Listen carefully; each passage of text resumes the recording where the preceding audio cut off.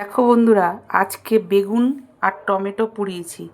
আজ মঙ্গলবার, একটু বেগুন পোড়া খাওয়ার ইচ্ছে হয়েছে, তাই তোমার দাদা কালকে নিয়ে এসছে বাজার থেকে কিনে। এই বেগুন আর টমেটো পুড়িয়ে রেখেছি, এদিকে শুকনো লঙ্কা আর রসুন ভেজে রেখেছি, আর কাঁচা পেঁয়াজ দিয়ে সর্ষের তেল দিয়ে মাখবো।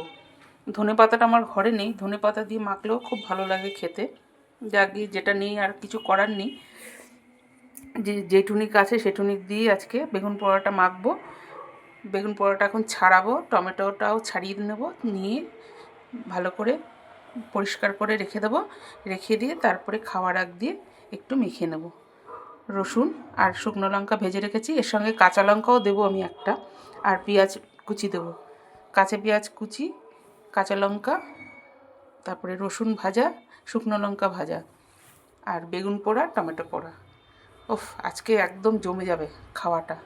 গরম ভাতে বেগুন পোড়া, টমেটো পোড়া দিয়ে বেগুন পোড়া যদি মাখা হয় কাঁচা পেঁয়াজ টেয়াজ দিয়ে, একদম গরম ভাতে পুরো জমে যায় খাওয়াটা।